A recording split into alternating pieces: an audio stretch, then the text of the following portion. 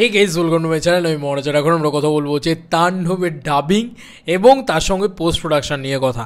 বন্ধুরা, পৌশালী দিয়ে একটা ভিডিও দেখলাম, সেখানে এক্সক্লুসিভ ধামাকেদার কিছু আপডেট। আরে ভাই, আমি তো নিজেই জানি না যে ওই উনি পারভেজ শেখ উনি অ্যাকচুয়ালিতে জানিয়ে দিয়েছেন যে মানে উনি অ্যাকচুয়ালি ওই ছবিগুলোকে পোস্ট করেছেন যে তাণ্ডবের শুটিং চলছে ইত্যাদি ইত্যাদি। সেই রিল থেকে ওই ছবিগুলো এসছে, পরবর্তীকালে জানতে পারলাম ওটা। যাই হোক, আগের ভিডিওটা তো সেটা নিয়ে ছিল। অ্যাকশন নেক্সট লেভেলে হতে যাচ্ছে, এটা আমরা বারবার বলেছি। এবং সর্বোপরি তাণ্ডবের শ্রীলঙ্কার অ্যাকশন কিন্তু এখন শ্রীলঙ্কা থেকে কিন্তু তাণ্ডব টিম এখনও ফেরেনি, এরকমটাই নাকি আপডেট। ওরে বাবারে, মানে এখনও শুটিং চলছে, কিন্তু এতে ভয় পাওয়ার কিচ্ছু নেই, কারণ নামটা রায়হান রাফি, পরিচালকের নাম বা ক্যাপ্টেন অফ দ্য শিপ হচ্ছে রায়হান রাফি। তো উনি অ্যাকচুয়ালিতে প্রচণ্ড ভালোভাবে প্রি প্রোডাকশন করেছেন। তো তার প্রমাণ প্রথম দিন থেকে মানে অবাক লাগছে। এটা সত্যি তো ভাবলেই তো অবাক লাগছে যে প্রথম দিন থেকে যবে থেকে শুটিং শুরু হয়েছে তবে থেকে এডিট শুরু হয়েছে। ইয়েস, এরকম খুব কম ছবির ক্ষেত্রে দেখা যায়। এটা খুব মারাত্মক একটা বিষয়, কারণ যখন রায়হান রাফির ছবি হয় রায়হান রাফির সময়টা খুব কম পান, এটা একটা সত্যি কথা।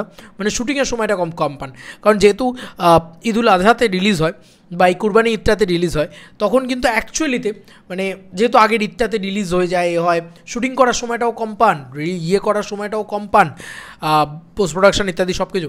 কিন্তু ওই যে বললাম, উনি 1 বছর ধরে এই দিনটাতে প্রপারলি একদম কি বলে মানে একদম মানে প্রপার জিনিসপত্র করে থাকেন আর কি, প্রপার পড়াশোনা করে রাখেন যে কীভাবে করব, ঠিক আছে, এবং প্রপার প্রস্তুতি নিয়ে থাকেন। তো যে কারণে অ্যাকচুয়ালিতে দারুণভাবে সব কিছু উতরে যায়। তো অলরেডি মানে বাংলাদেশের যে 70% শ্যুট হয়েছে সেই 70% এডিট ডান। এবং যখন শ্রীলঙ্কায় গিয়েছে টিম, তখন থেকে নাকি প্রতিদিন যতটুকু পোর্শন শ্যুট হচ্ছে সেই পোর্শনটা এডিটেবলে চলে আসছে অনলাইনের মারফত, এবং সেখানে এডিট হচ্ছে। কি মারাত্মক বিষয় না সত্যি? মানে Raihan Rafi can do this only, এটা মারাত্মক। রায়হান রাফি এবং শাকিব খান এই কম্বিনেশনটাকে কেন লোকে এত বেশি করে চায়, কেন লোকে এত সিটি মার হুইসেল মার জিনিসপত্র করে, তার কারণটাই তো এটা, তাই না? আমার তো তাই মনে হয়। আচ্ছা, এবার আরও একটা জিনিস আমার মনে হয় ভীষণভাবে বলা জরুরি, হচ্ছে ডাবিং।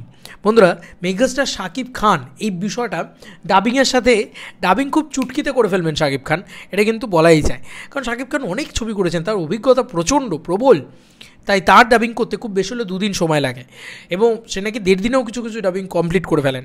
তো 2 দিন লাগবে শাকিব খানের ডাবিং করতে, তাই এটা নিয়ে বড় কোনো চিন্তার কারণ নেই। আর এর পরবর্তীতে যেটা বলা সেটা হচ্ছে বাকি কাস্টিং।